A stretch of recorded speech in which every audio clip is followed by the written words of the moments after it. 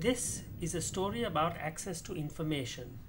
It is a story from Sri Lanka, an island nation located to the south of India.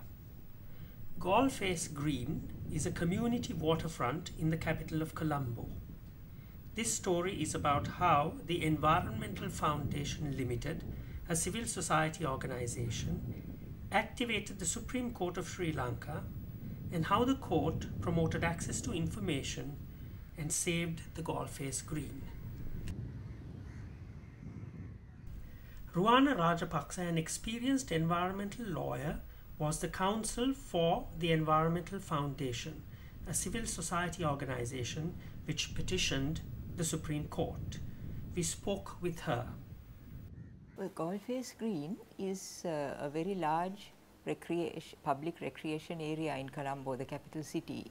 It's right by the sea, and it's a completely open green, so people can walk, they can have pony rides, there can be balloon sellers, ice cream sellers, and it's a very, very popular place, and it's really one of the oldest recreation grounds in the country, I should imagine. A Galface Green was created in the 1850s when a British colonial governor dedicated the site to the women and children of Colombo, and in fact the plaque which gives the dedication from the 1850s is still there on Galface Green itself. Galface Green had apparently been put in charge of the Urban Development Authority, which then entered into a private agreement with a commercial company basically to change Galface Green from an open public recreation area to a very built up amusement park with arcades, stalls. Many of the stalls were going to be 12 meters by 12 meters in floor area. And although they said that entrance to Galface Green would still be free, it was quite clear that all the amusements would have to be paid for. And in any event, it completely changed the open recreational area of Galface Green. The public became aware of this only once the agreement was signed. There was no prior approval process or public discussion.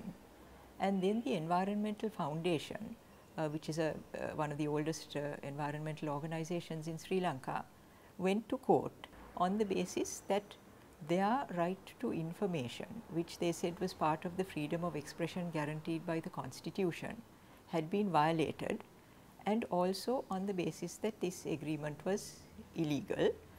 We had to go to court with very little information. We knew there was this kind of agreement, we hadn't even seen it. We had written, EFL wrote to the Urban Development Authority and to the company which was said to be given the rights. Neither of them replied, and they came to write this letter because the UDA had put a big advertisement in the newspapers, headed transparent as glass, and claiming that there would be no interference with the recreational character of Galface Green. Even in court, the UDA refused point blank to produce the agreement, but the private company produced a copy. We found that the agreement was of such a nature that the UDA could have had no power to deal with Galface Green in that manner, and therefore we asked the court to use its discretionary power to annul the agreement completely. From a legal point of view, it confirmed that the right to information was implicit in the right to freedom of speech and expression, and also that there had been a completely unlawful dealing with the Galface Green by the UDA. And the court was, I could say, extremely displeased with the behavior of the UDA, especially in refusing to release the agreement, and they penalized the UDA for 50,000 rupees in costs.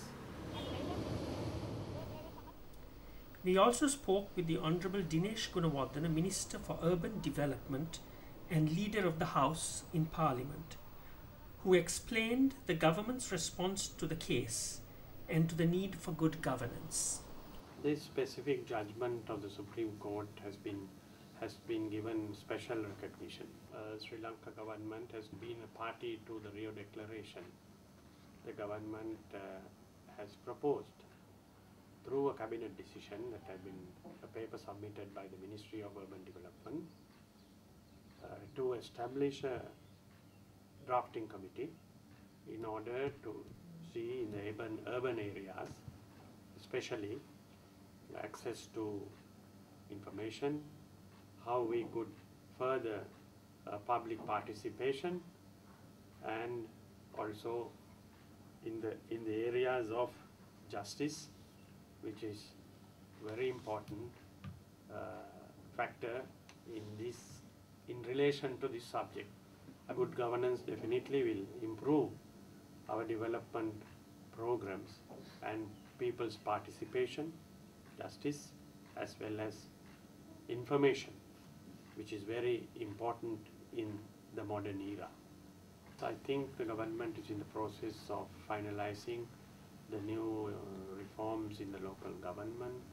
The ward system would come back, and the wards would have a ward committee where all development decisions, budgeting will be decided with the participation of the ward residents. This is a major change which would not only bring in aspect of public participation, but public decision making from the grassroots right up the ladder of local government. Because civil society organizations have access to justice in Sri Lanka, they were able to promote access to information and good governance. They were also able to save a valuable community resource for current and future generations.